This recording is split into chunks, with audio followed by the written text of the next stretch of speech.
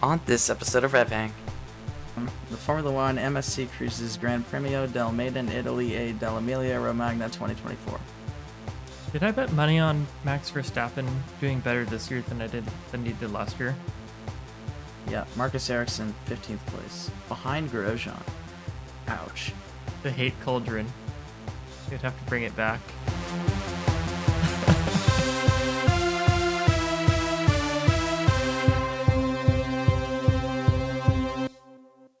Hello, everybody, and welcome back to another episode of RevHang. I am your host, as always, Nathan Devu, and alongside me across the airwaves is my good friend and co-host, Ben Bagley. How's it going, Ben? It's going pretty good. I just had a plumber come out and fix my pipes because that is not what I went to engineering school for. Got some coffee to keep me awake, and I am ready to talk about some racing. Solid stuff. This is definitely not a plumbing podcast. This is a racing podcast. That would be my personal hell. Yeah, that would be pretty much the worst.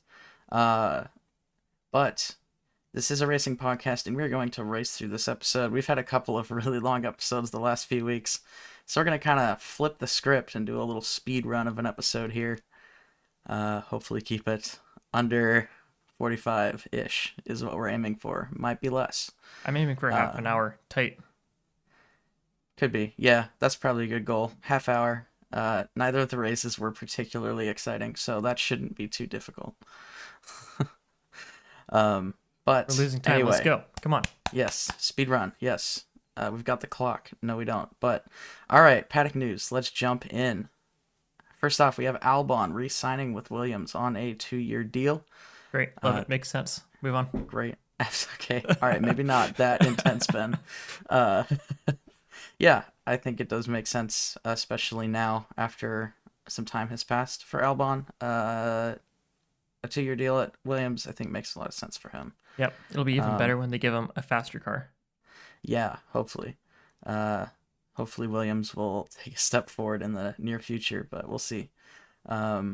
Next up in paddock news, we have Teo Porcher is going to be the full-time driver for Arrow McLaren for the rest of the season, except for the Indy 500, where he is being replaced by several-time NASCAR world champion Kyle Larson. I think he's a world champion, isn't he? There's no I don't way watch he's not. NASCAR. I don't know. Regardless, he's from NASCAR, and he's doing very well, spoiler alert. But let's go into the Sonsio Grand Prix at Indianapolis. This is the Indianapolis Motor Speedway Grand Prix track. Used to be a Formula One track. Still could be, but probably not. They're going to go to Chicago next, but that's another story for another day. We'll save it for when you have more time during a podcast. Yeah. All right. Sonsio Grand Prix, let's go through the top 10 in qualifying to give you some context. First off, we have Alex Palou on pole position, followed by Christian Lundgaard and Will Power. Joseph Newgarden and Pato O'Ward were 4th and 5th, and then 6 through 10 were Scott Dixon, Alex Rossi, Marcus Armstrong, Graham Rahal, and Felix Rosenqvist. Next, we have the race highlights.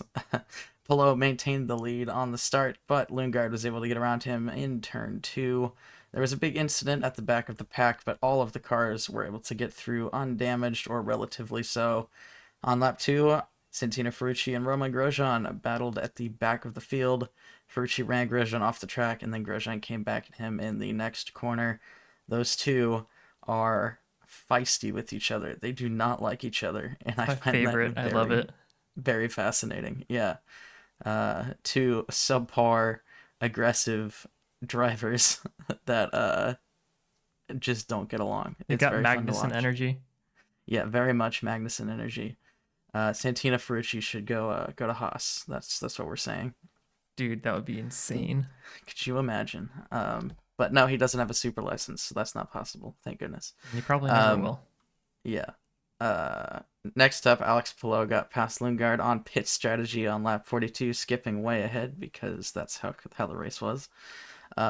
Will Power also got past Christian Lundgaard on pit strategy on lap 63.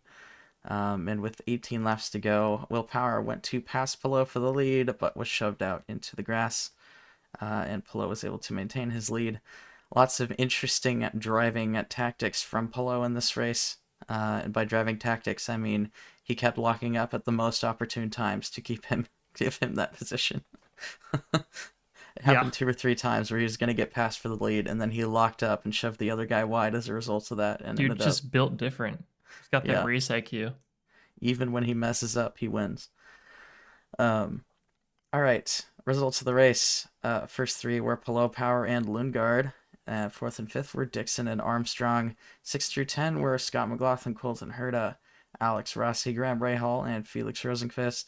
11 through 15, we had Kyle Kirkwood, Roman Grosjean, Pato Award, Pietro Fittipaldi. Great result from him. And Kiffin Simpson. 16 through 20, we had Marcus Ericsson, Joseph Newgarden, Jack Harvey, Teo Porcher, and Christian Rasmussen. 21 through 25 were Augustine Canapino, Stingray Robb, Tom Blomqvist, Linus Lundqvist, and Luca Giotto. And then 26 and 27 were Rinus VK and Santino Ferrucci. Ferrucci did not finish the race. All right. So, Polo dominance has begun this season. Uh, He's so back. he's so back. This guy's just so good. It's yeah, it's crazy. It's not like Yeah, the Max Verstappen dominance either. It's like it's actually I don't know how to. It's weird. Like watching him win races. Like it's kind of nice that there's always the chance that somebody else might win the race, but he's always just like he's right in it. yeah. He's always right there, and that's what you need to win the championship in IndyCar, especially.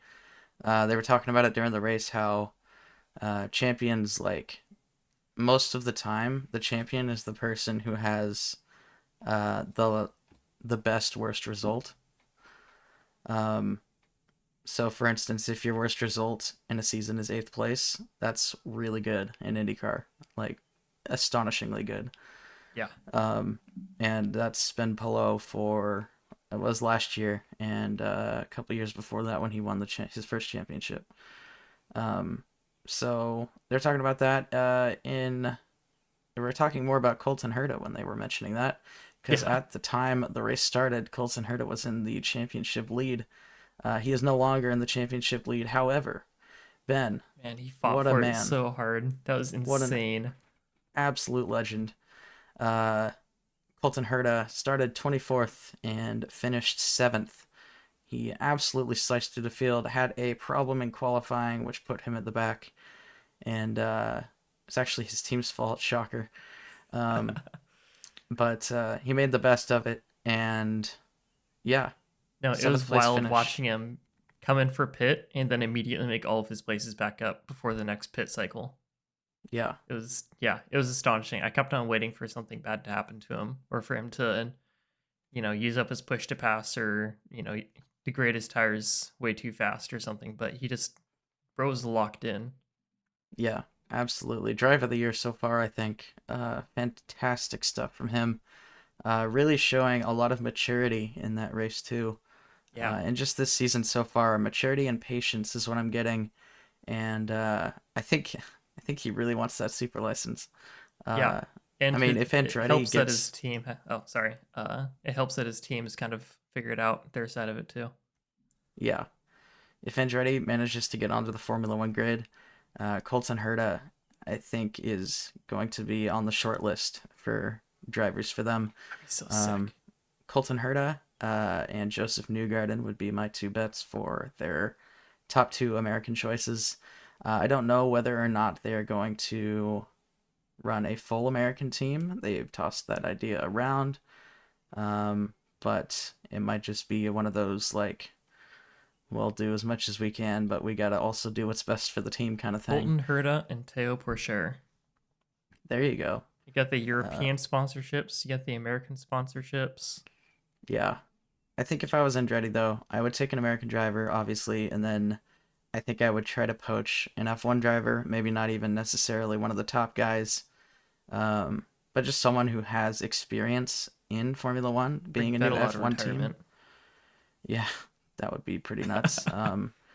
Having a new F1 team, I think it would benefit you greatly to have someone, especially a driver, who has been in the sport and understands kind of things that new people might not just intrinsically pick up. Um, Maybe a Mick Schumacher, uh, There you go. something like that. But definitely an American driver for at least one of the seats. So Colton Herta, Joseph Newgarden, one of those two, makes the most sense to me. That'd be so much fun. Also, Yeah. a short thing towards the start of the race, we did get a Colton Herta. Marcus just hit us, which is the IndyCar equivalent of Ericsson just hit us from F1. So I just wanted to bring that up. Yep. Nobody Very talked about true. it during the broadcast, and I thought they would. So Yeah. Yeah, that did happen. Only this time Ericsson actually did hit them. Mhm. Uh, I kind of so shouted and pointed at the TVAs. I literally was like, "They said the thing," and my wife looked over at me, super confused. She's like, "What are you talking about?" yeah. Um, all right, moving on. Coming up, we've got the month of May. This is the biggest month in IndyCar every Brother, we are season. in the month of May. Well, you know what I mean. I guess let me elaborate a little bit. The month of May in IndyCar is a big deal because that's when the Indy 500 happens, and so we are still approaching the Indy 500. We do have qualifying out of the way now. We made the same mistake we did last year where we forgot to choose the pole position prediction before qualifying because it happens a week before the race, which always takes me by surprise for some reason, even We though have to I get a little bit know of a it. handicap. There's so Yeah, many drivers. We have a hard time picking drivers who will win with the normal grid. We need a little bit of a yeah, handicap. fair. So yeah, next week we've got the Indy 500. Next weekend is the biggest weekend in racing. Got the Monaco Grand Prix and the Indy 500. If only Le Mans was the same day, then no race fans would get any sleep. Which one would you watch out of the three? I think if I had to choose one, I would watch the 500.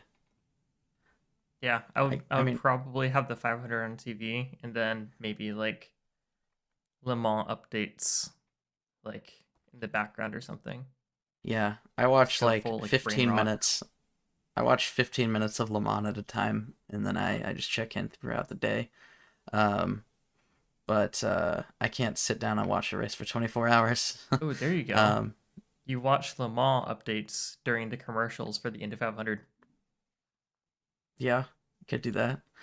Uh, Notice how neither of us have brought up Monaco at all. Yeah, and then you watch the Monaco 7-minute highlight video that F1 puts out the day after. And you see just as much action as what happened on the Yeah, race. So all 6 laps. um, I think Monaco has the best qualifying. Indy 500 has the best. No, Le Mans has the best racing, but it's the hardest to watch, and Indy 500 is the easiest of the races to It's the most watch. exciting to watch. Yeah, we'll say that. If it's not the Um, last 10 laps. Even then, I think Le Mans might be more exciting to watch, but it's yeah, anyway. We're getting into the weeds here. Uh, yeah, I think I'd watch Indy over the other two if I had to watch one, but I keep up with all three. Uh, I will be watching both as a disclaimer Yeah. next weekend. I'll be getting up early and staying up because apparently the Indy 500 starts at 8 a.m. our time. Was it really? Uh, yeah, Oh. I hate it, but there we go. Hmm. Um, I will not be going camping this weekend. Uh, Not because I waited too late and couldn't find a campsite for a reasonable price because it's Memorial Day, but for other reasons because racing is on. Um, all right, Oh my God, standings for Memorial Day weekend is next weekend. yeah, right. IndyCar standings. Let's talk about it, or Okay. at least go through the top 10. Yeah. Top 10. We have Palou in front, followed by Will Power and Scott Dixon. Then Colton Herta and Felix Rosenqvist. Then we have Scott McLaughlin, Pato O'Ward, Kyle Kirkwood, Christian Lundgaard, and Alex Rossi. Very nice. We got a two-way tie for third place between Dixon and Herta. That's not Yep. competition I ever thought I would see. Yeah, and then we've got some more ties further down the line, but Yeah. shockingly, let's go through some unexpected things. First off, Joseph Newgarden is in 17th place in the championship right now. Crazy what not having points for a whole race will do to you. Yeah, that's honestly what did it. I mean, if he wasn't disqualified, he would be in approximately sixth. But yeah, Marcus Ericsson, 15th place, behind Grosjean. Ouch. Uh, all Taylor right. Porcher ahead of Rasmussen, Rob, Ilott, Gyoto, Braun, Siegel, and he also missed a race, and Yeah, also has barely ever driven an IndyCar. yeah. He's definitely on track to be Rookie of the Year. He's not in He's cooking. first. Tom Blomqvist is in first for Rookie of the Year right now. Um, but yeah, Porcher's been killing it, Yeah. and I think he'll probably overtake Blomqvist because as good as Tom Blomqvist is in IMSA, he has not been super impressive in IndyCar, but that's not super surprising. Um, Very different series. Uh, Open wheels are a different animal, but he is still in the lead for the Rookie of the Year and is way ahead of everybody else. And Stingray Rob is not even ahead of half the rookies. Um, it's He's time. I behind think it's time. Rasmussen. That's a problem. I think it's time. Yeah, we reevaluate Mr. Stingray. All right. I forgot to change the name of this, but It's time it's for the fine. Miami Grand Prix, people. Yeah, no. Let's talk about it. All right. Next up, let's move on to Formula One and the Grand Prix at Imola. I didn't pull up the full name of the race like I It's usually do, the but Emilia Romagna um, MSC Cruises Made in Italy Grand Prix, I think. what do we got? What do we got? The Formula One MSC Cruises Gran Premio del Made in Italy e dell'Emilia Romagna 2024. Okay, I missed some stuff. Yeah, it's a word salad Grand Prix. Okay. Qualifying top 10, we've got Verstappen, Norris, Leclerc, Sainz, Piastri, Russell, Tsunoda, Hamilton, Ricciardo, and Hulkenberg. Daniel Ricciardo Oh, qualifying still behind Tsunoda, but a lot better than he has been in the past. So I would say he did a good enough job today. yeah. Um, Red Bull's kind of struggling in qualifying too. Red Bull's kind of struggling everywhere right now. This is so true. Uh, so let's talk about it. Let's talk about it Even though it doesn't really, we'll talk about it. right after All this right. word from our sponsor, I wish. just in case. Yeah. Someday, Ben, someday. Um, all right. Verstappen was able to maintain his lead at the start, followed by Norris and Leclerc. On lap 9, Albon had a problem with his tires, forcing him to pit for a second time. More wheel nut problems, taking a page out of Valtteri Bottas's book. Uh, Verstappen then pulled an 8-second lead throughout the first half of the race. On lap 24, Tsunoda passed Sargent for P12. On lap 40, Perez passed Hulkenberg for P9. On lap 42, Perez passed Tsunoda for P8. At the end of the race, Norris started to reel Verstappen in bit by bit, but he only was able to get within a second of Verstappen on the last lap before the race ended. Okay, results of the race. Max Verstappen barely beat Lando Norris. Uh, so Norris was in second. Leclerc was in third. Piastri and Sainz were fourth and fifth. 6 through 10 were Hamilton, Russell, Perez, Stroll, and Tsunoda. 11 through 15 were Hulkenberg, Magnussen, Ricciardo, Ocon, and Zhou. 16 through 19, rounding off the finishers, were Gasly, Sargent, Bottas, and Alonso. And our DNF for the race was Alex Albon. Oh, the poor Williams team. Yeah, it just doesn't end. It will never end. But unfortunate things. Everybody up to P10 was lapped. There were no safety cars. There were barely any yellow flags. Not a very exciting race like we usually get in Imola. Granted, usually when we get races in Imola, it rains, and then that just makes it exciting on its own. But this year wasn't super fantastic. Now, the last part of it was exciting with Norris chasing down Verstappen, but even then, like you kind of knew Verstappen was still going to get first. It was a matter of how close could Norris get before he finished. Exactly. Yeah. Um, The answer is pretty close, but yeah, it's one thing, they say this all the time. It's one thing to catch somebody, it's a completely different thing to pass them. And that applies very much to Max Verstappen as well. I can't remember the last time we saw someone pass Verstappen on pure merit. The last time we saw someone pass Verstappen was Carlos Sainz in Australia, but of course Verstappen had his handbrakes on, so I don't really count that. Yeah, and then his car exploded. Yeah. uh, I literally cannot remember the last time somebody passed Max Verstappen. Uh, yeah, it's been at least what, probably 2 years. Yeah, probably Uh, since 2021 or 2022, 20. Yeah, because Leclerc and because Leclerc and Verstappen Sainz had a fighting good for run. sure. Yeah. So yeah, it passing Verstappen is no easy task. Catching Verstappen is no easy task, but Norris was able to do that. Just a couple more laps, and we might have seen some different things unfold. But yeah, so what do we got coming up? 2025, possible McLaren versus Red Bull title fight. Is that going to happen as early as this year? It Mm, could. Well, let's think about this. Let's say McLaren gets even better. Maybe not that. Maybe not. They're winning all the races. They win 1/3 of the races that Max wins. We'll say that. But when they don't win, they're have at least one car on the podium and another car in the top five. Uh, I think at that point, everything comes down to Perez. yeah, the only reason Mercedes is able to dominate so long is because Bottas was literally always in second place if Hamilton was in first. Yeah. So I think Sergio Perez is going to be increasingly pivotal as the season goes on. That's going to work out McLaren, so well. I'm sure that won't put any pressure on him at all.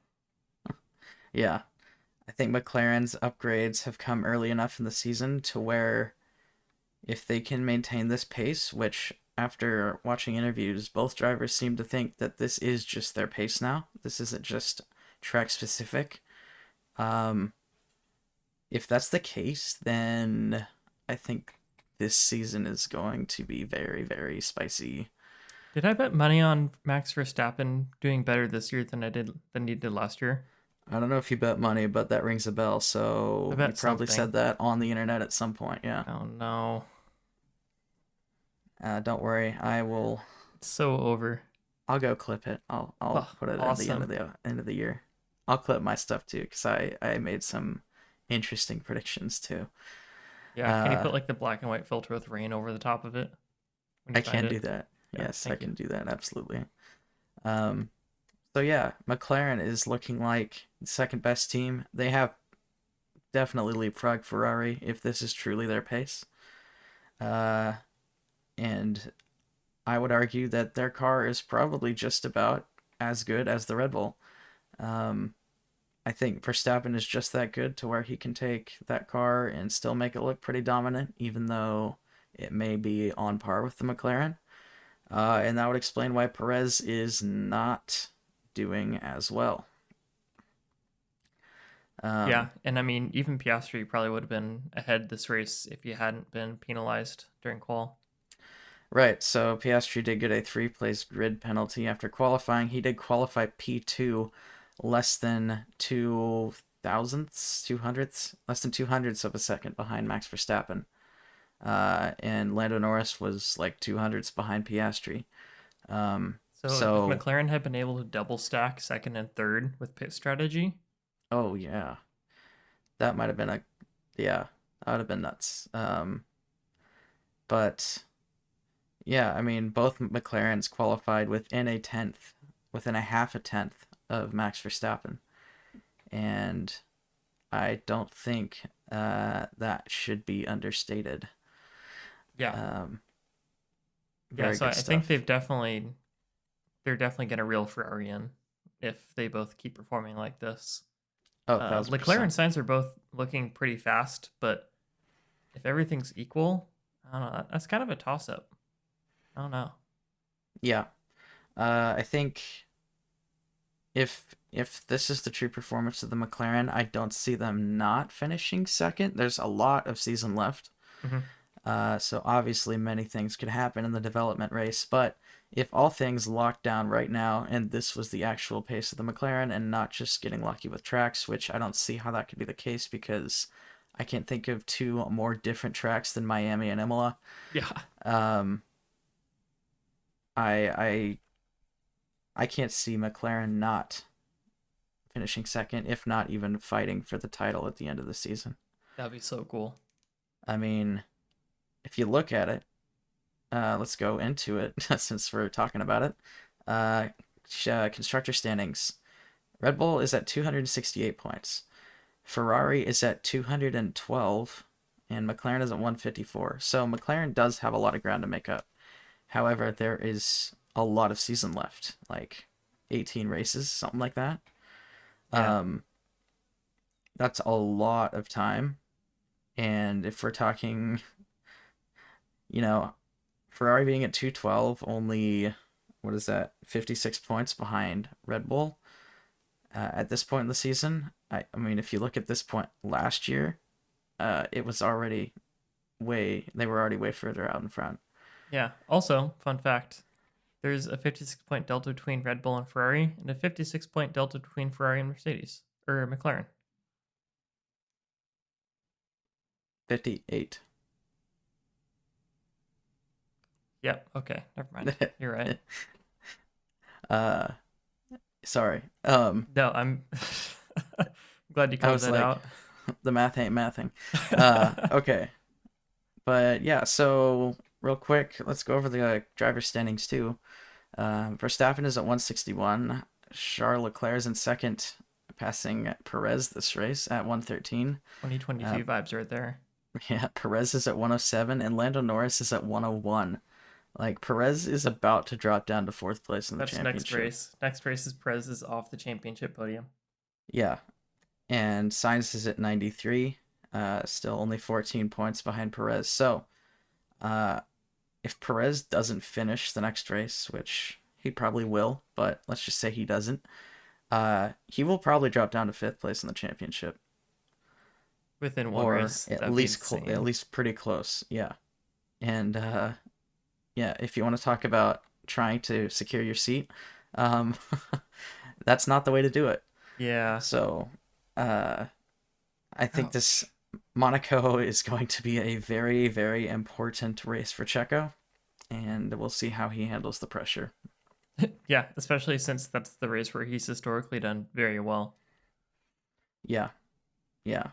Uh, there's also controversy around Checo and Monaco, but that's another story for another day. Another podcast. Yes, so many podcasts we could do.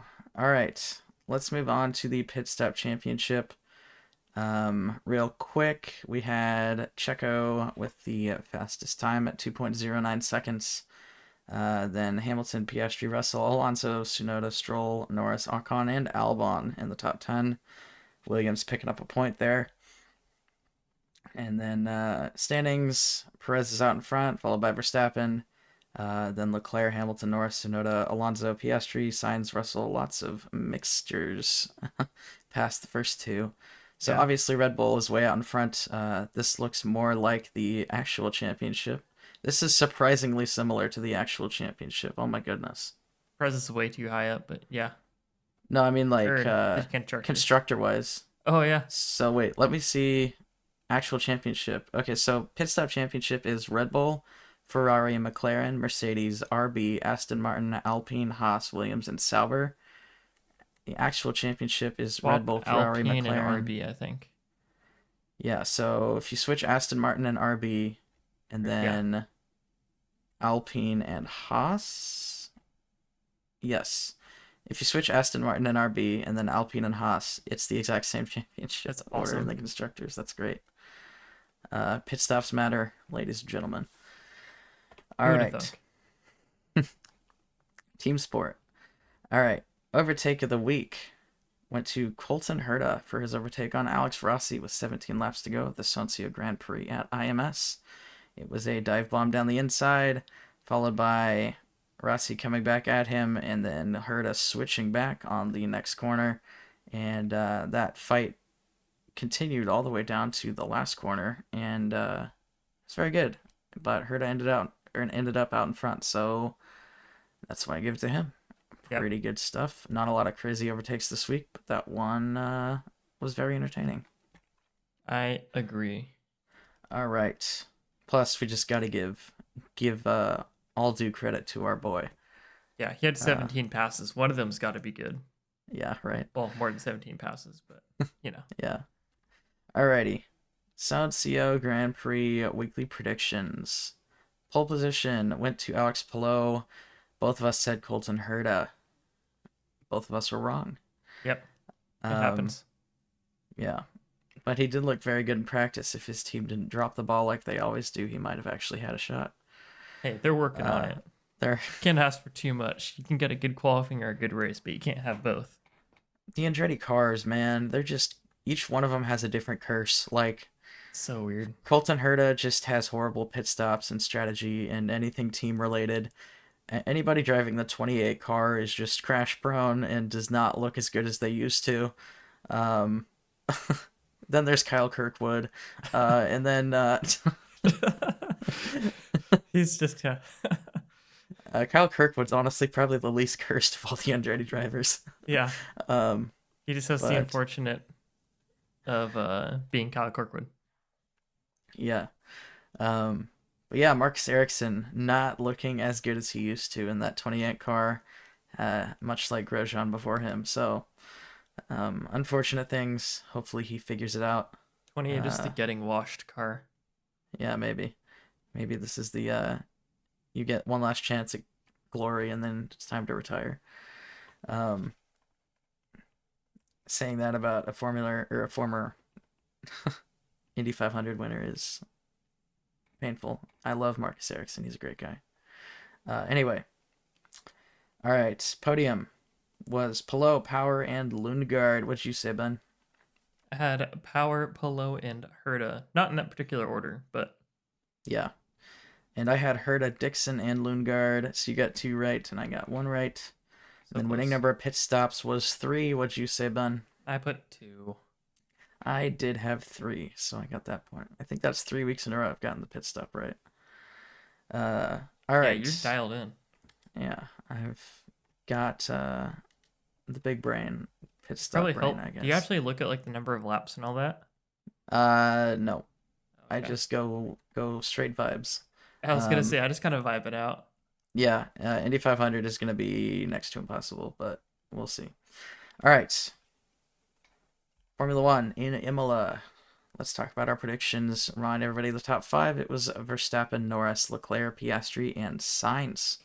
What was your top five, Ben? Not great, Nathan. It was Verstappen, and then Perez, Sainz, Norris, Leclerc, and Alonso as my dark horse. And it was almost all wrong except for Verstappen getting first, and even that was close. It was dicey, yeah. I did a lot better this week. Um, my top five prediction was Verstappen, Norris, Leclerc, Perez, and Sainz. So I got 1 through 3 and 5 correct, and then Sergio Perez let me down. Um, Just like and Red Bull. then, yeah, Sonoda was my dark horse. All right, fastest lap went to George Russell. What'd you say, Ben? I had Verstappen. I had Alonso. Driver Alonso of the did day have went, it pretty close to the end there. yeah. Um, Driver of the day went to Lando Norris, deservedly so once Yep. again. Every week, man. Every week. All right. What was your driver of the day prediction? I had Sainz. I had Leclerc. Couple of But Ferraris for the Ferrari home race, and it ended up just going to the Brit. yeah, Make it but make sense. I guess I think as Max Verstappen is to P1 as Lando Norris is to driver of the day. Um, it's almost assuredly Free so. bingo card. Yeah. Should try All that right. out. But yeah, we should try that out, but we didn't. Neither of us did this time. Yep. All right. This week, Indy 500 pole position is irrelevant because it's already happened. Congratulations, Scott McLaughlin. Great stuff. All Penske front row too. You Interesting. boys. Yeah, so we got McLaughlin, and he's followed by I think Newgarden's in third, and Will Powers in second. Um, I think that's gonna be that's quite the front row right there. Yeah. So that's going to be very fun to watch on the opening lap. Man, if one of those guys takes the other one out, teammates, whew, Can we you could be. imagine the New Garden drama if he got DQ'd from the first race of the season and then taken out by a teammate in the In Indy the 500 500. that he won last year? Oh, oh man, might have to make a second documentary. The hate Um, cauldron. They'd have to it's bring it brewing. back. It do be brewing, yeah. All right. Podium predictions. What do you got, Ben? I'm gonna say New Garden, Dixon, and Ferrucci for this one. Good stuff. Newgarden last year's winner, Dixon a several-time winner, and Ferrucci was on the Just a little podium last spice on season. top. Yeah. My prediction is Newgarden, Sato, and Larson. Newgarden won last year. Takuma Sato has won 2 or 3 times. I forget how many. And Kyle Larson, we'll go into in a sec. Just for First, fun. winning number of pit stops. What do you got, Ben? I see you just made a change. I'm gonna say 10. 10 whole pit stops. 10 pit stops, one every 20 laps. Okay. Oh no. uh yeah. I'm going to give you one chance. No. Alrighty. No, I'm we're going going with with it. 7. I'm going with 7. That's the vibe. What can I say? Alrighty. Might be a crazy race if there's 10 pit stops. Actually, you know what? No, I'm changing it. It's gonna be 5 pit stops. 5 pit Yeah. stops. That's one every 40 laps. That's probably closer, actually, to what's going to happen. It's probably going to be 6, honestly, considering you're at 5 and I'm at 7. We'll That's just how it interpolate. goes. Yeah. The law of Um, averages is totally a real thing. yes, Mr. Johnson rolling in his. Well, he's not dead, Not so dead yet. Not dead yet. Mr. Johnson is. He just woke up if he was sleeping. Woke Something up is. from There's been his a eyes. disturbance. He was meditating and his eyes just flashed open. You know, of all the people that we keep mentioning on this podcast, like, of all the teachers we had in high school, Mr. Johnson is not the one that I thought would come up the most. Thought for sure it'd be like Shelly or Bolton or Yeah, somebody, one of the chess coaches. Uh, yeah, anyway, one of the unhinged ones. fun fact about Ben and I: we met at chess club in high school. Woo woo. Winter Woot sports woot. unite. Yeah, winter sports. The Yes. best looking chess team out there. Just a bunch of freaking jocks. Good girls on our Ah, team. Well, let's be real. Compared to all the other people and all the other chess teams in the area, we were jocks. that is fair. We were very much jocks compared to the rest of the area. Uh, I mean, considering our best player was Isaac. Yeah. uh, but anyway, that Anywho, yeah. is going down memory lane, Another, and another, that's another, another, that's another another podcast. podcast. But a chess podcast would I think be very fun. We should do a chess gameplay series, Really, Ben. we should just have a variety podcast at this point. We just spin a wheel of what we're going to talk about. I think that'd be really fun. uh, yeah. Anyway, so Ben, do you not have a hot take? Do you not have No, a single hot take? I'm not smart enough to have a hot take. Okay, well, that's not the point of a hot take, but okay. I do have a hot take. I think maybe we'll start incorporating this into future episodes for certain races. Um, this one, Indy 500, I figure is the best testing ground for this. There you go. I do have a hot take this week, and you've already kind of heard it. My hot take is Kyle Larson will finish the Indy 500 on the podium. He has years and years and years and years and years of primarily oval racing experience. Seemed absolutely at home in the car, very calm. When asked about how he felt, he said, I mean, this is fast, but it's not that bad. And he was saying that as he was going 234 miles an hour. So Very cool.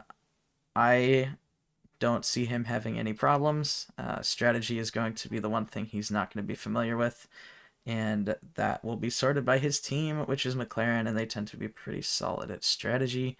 So, of all of the McLarens, I think Kyle Larson will.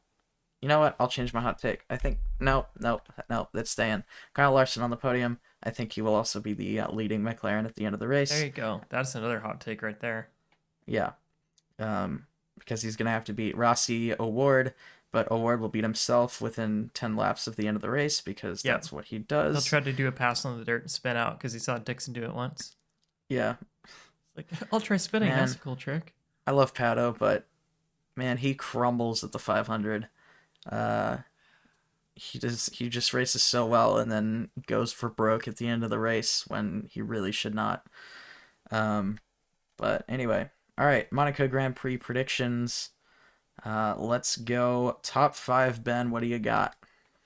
I'm going to say Verstappen, Leclerc, Norris, Piastri, Sainz, and Hülkenberg, who is a very good qualifier. Yes, very good stuff. I have Leclerc in first, followed by Norris and Piastri, then Verstappen in fourth, and Perez in fifth, and then dark horse is Fernando Alonso.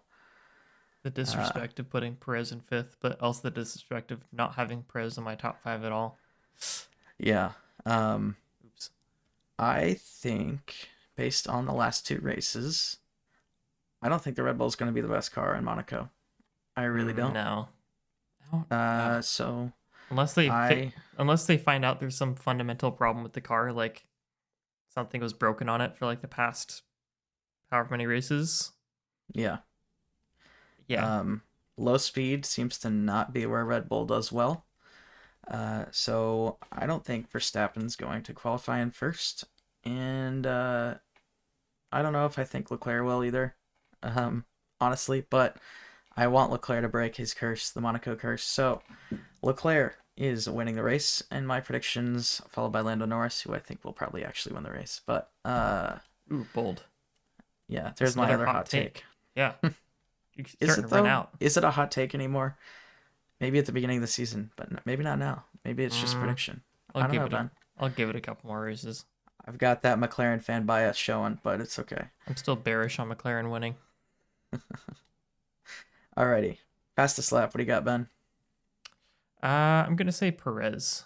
And I have Leclerc. And driver of the day. What do you got? Piastri. I have Leclerc. Fair enough. Full on Ferrari fanboy right here. Monaco do be a gambling town.